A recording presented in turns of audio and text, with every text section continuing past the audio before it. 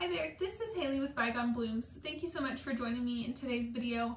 We're going to be making just an organic and simple arrangement from early spring blooms and foliage that I have that's already in my yard. So the blooms that I'm using today are the Hellebores or Lenten roses that I planted in a video just the other day. The next thing that I have is some euonymus, and you can see that it's starting to kind of green up as new leaves come out. I also have some wild rose branches from a rose that is in the barbed wire fence of my yard. I also, in that same fence, have a privet hedge, and privet, I believe, is invasive in our area, but I didn't plant it. It just is already in the hedge, so I'm cutting on it as I can. Next up is, I believe it's cedar, an evergreen that also grows in the barbed wire fence. And then lastly is some dried eucalyptus that I've had for a couple years. And when you dry it at first, it's fairly bright colored, but it starts to kind of fade as time goes on. So with our arrangement today, because it's my first spring arrangement, my goal is to kind of marry winter and spring. So I'm not adding in anything from like a florist or anything like that, anything that's grown in a greenhouse. These are just greens, and then of course the dried eucalyptus, greens that you can find outside right now, growing along the side of the road, maybe in your yard. I really like the combination of like winter moving into spring, so including this element of dried eucalyptus as a reminder of last year and moving forward into the future. And then also, most of the stems that I have are not fully greened out yet, right? They still look kind of twiggy, and I'm okay with that. I like the idea of bringing the outside in, even though it's not going to be a huge full of blooms arrangement. It's made me super excited to see blooms as they're starting to come up in my yard. Just makes me hopeful for spring and the new life and the growth that that brings. So I'm wanting to celebrate that today in this arrangement and just make something that is maybe something that you could make from what's growing in your yard too. A couple notes. These Lenten roses or hellebores, I believe, would bloom earlier in the year or in the season if when they come up in their own time. These ones are blooming a little bit later just because I just planted them and I got them at the store. So I wanted to talk a little bit about the harvest time for hellebores or Lenten roses. You'll notice that these, they don't have a lot of pollen. They're already starting to form their bloom head. This is the stage that you want to pick these so that they last the longest in the vase.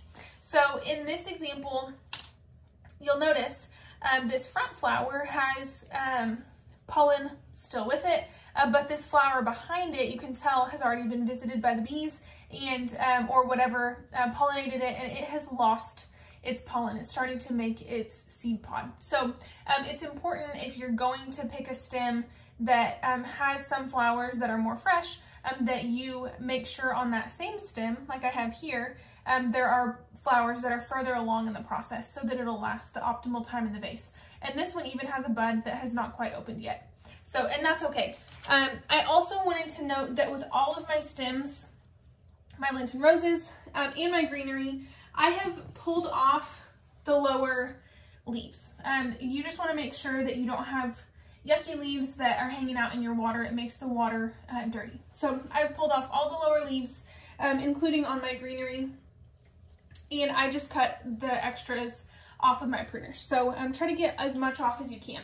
Also, I want to make sure that my stems that are dried are as far out of the water as they can be. So I don't want them to get soggy and yucky, and I'll show you how I'm planning to do that. So if you notice, this is the vase container pot that I'm using today. I like that it's kind of more shallow and wide, so that I can have a wide arrangement. And you could stick chicken wire in here, but I didn't have any available for me today. So what I'm using, if I can turn it slightly without pouring my water out, is I've just made a lattice work of tape. I'm using clear tape. You can't even really see it on the sides, and once the stems are in, you won't be able to tell. But this tape network that I've made, these holes, will allow me to stick my stems in, and it'll hold stems in place, but also I can just gently tuck my dried stems underneath the tape so that they're out of the water, and they can kind of be on their side so that they're up away from the water so they don't get all yucky. A general rule of thumb, you can just barely see the edge of the vase, is that if you stick your elbow on the table and make a fist, this is the height that you would want for a table arrangement. So that's going to be my goal today. I think I'm putting this on my island, but if you're planning on making a centerpiece, you don't want to go any higher than that because it'll be hard for people to look over, and whoever you're making the arrangement for will have to move the arrangement as guests are sitting at their table.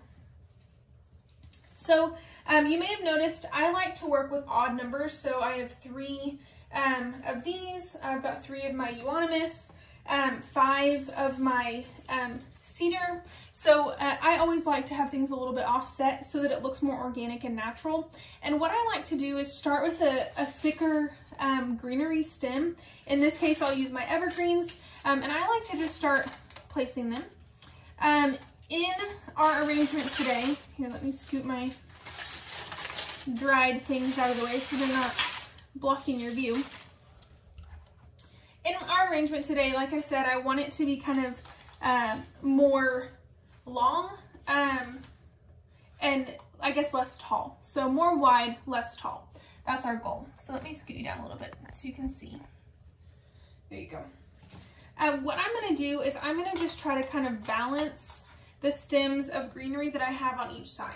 So because I have 5 of them, one side is going to get a little bit more. And because this stem is a little bit smaller, I'll add the extra stem to this side. And you can see my stems are able to kind of elegantly, gracefully drape, and the lattice of tape really allows that to happen. The next thing, sorry, just for my pruners in case we need them. The next thing I like to add is kind of our bigger branching elements. So I think we'll need, let's see, it's a little too high. We'll do one on this side, one over here. And then just because we did 3 stems on this side, I'm gonna do 2 on this side, just so that my stem count is even. Next up, I want to add a little bit more of our greens, and so I'm going in with the euonymus. I prefer to add my blooms last. If you're doing an arrangement where you have like a big like showcase bloom, you might want to do those toward the beginning and then kind of fill in around them.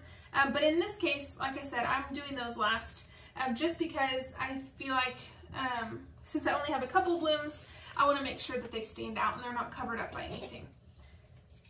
I'm going to cut down this rose a little bit so that it is taking up more space toward the center of our arrangement. I don't want it to be too long.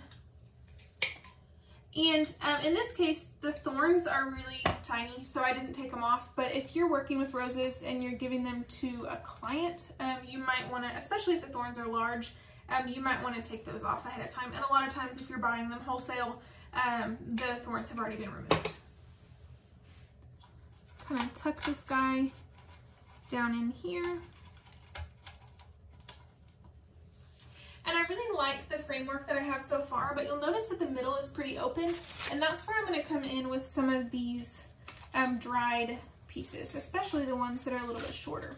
So I'm taking my time here to just kind of tuck them in so that they're filling up the space nicely, and also so that they're not completely dangling in the water.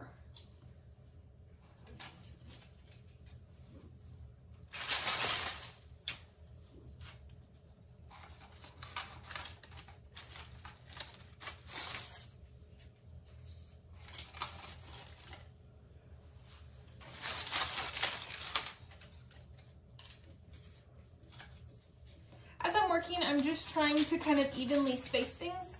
So when I put a branch on one side, I try to follow it up with something similar on the other side. I'll scoot these over around back so I can see them a little bit.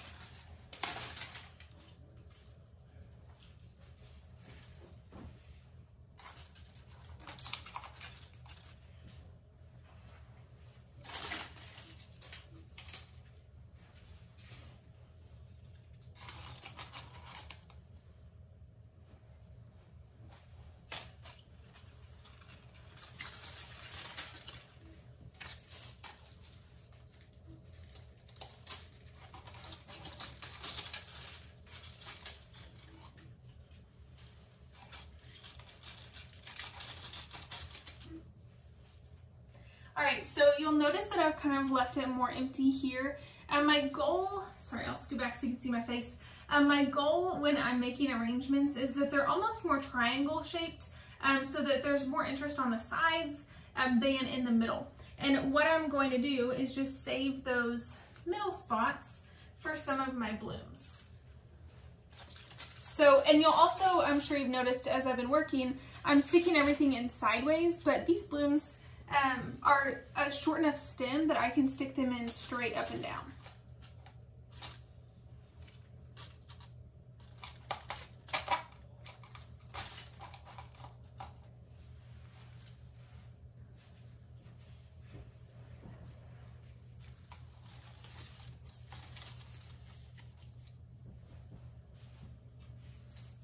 All right, I felt like I needed a little bit more toward the front and in the center. So what I'm gonna do is just really gently take out my blooms, because again, I want these to be focal points. I don't want them to get lost in the greenery. And this is kind of how it goes when you're making an arrangement. Sometimes you have to take things out and rearrange and adjust and just see what you're thinking. It's okay to not have it perfect the first time. So like I said, there's not a lot that's blooming right now. There's not a lot of greens, and I wanted something that was more full. So what I took that I just have dried is I have some Sweet Annie, and you'll see at some stages there's more of these little like pods on them. And then at this stage, this clump doesn't have any of those little flower pods, but I like the fullness that this brings, even though it's airy. And then the other dried element that I grabbed is some dried oregano. I'm trying to pull off a piece for you. Some dried oregano. And here again, I'm okay with it being brown because it is the very beginning of spring. So when you look outside, there are some things that are still brown, that are still starting to come back, and they haven't gotten there yet. So I'm okay with that color combination. So what I'm gonna do is just add a little bit to each side. And again, because I want to work with odd numbers, I'm splitting up these extra dried elements that I have into odd numbers. So I've got 3 clumps now of oregano. Even though they're not super big clumps, I think having those odd numbers is going to help kind of balance things out. And I'm just kind of setting this oregano into the arrangement. It doesn't have to be perfect. There we go. I like the fullness that that adds. Here again, odd numbers. I have 3 pieces of Sweet Annie, so there will definitely be more of an impact with this bigger clump, but I'm going to stick that in the back and stick one of these on each side. I'm going to kind of tuck this one under, have this one kind of sticking more out.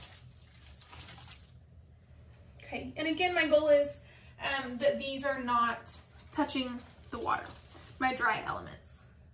Okay, let's try again with these blooms. I do need to make sure that these blooms get water, of course, so I'm sticking them straight down into the arrangement. And you'll notice with the Lenten roses or the Hellebores that the blooms kind of turn down a little bit, and that's okay. How I'll have these displayed, I think you'll still be able to see them pretty well.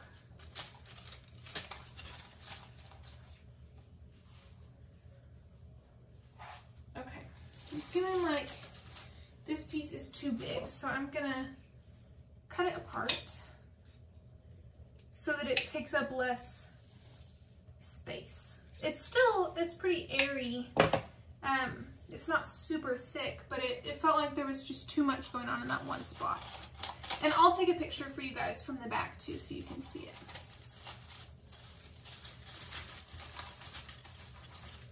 Just kind of tucking this in so that it fills out the arrangement. And I'm even using it a little bit to kind of boost up that bloom.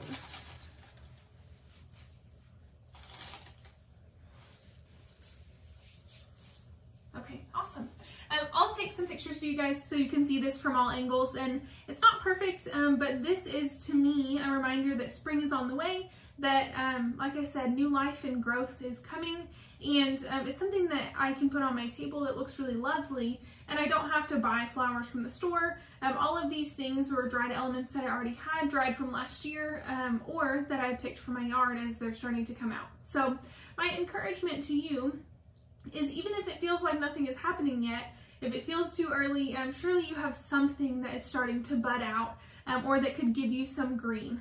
So like I said, my encouragement to you is maybe try to find something in your own yard that you could use for an arrangement for yourself or to bring joy to someone else. Flowers are one of the only things that I feel like transcends all generations, from elderly people to young children. I think it'll bring a smile to someone's face. So find something to arrange with, and thank you so much for growing along with me. I'll see you in the next one.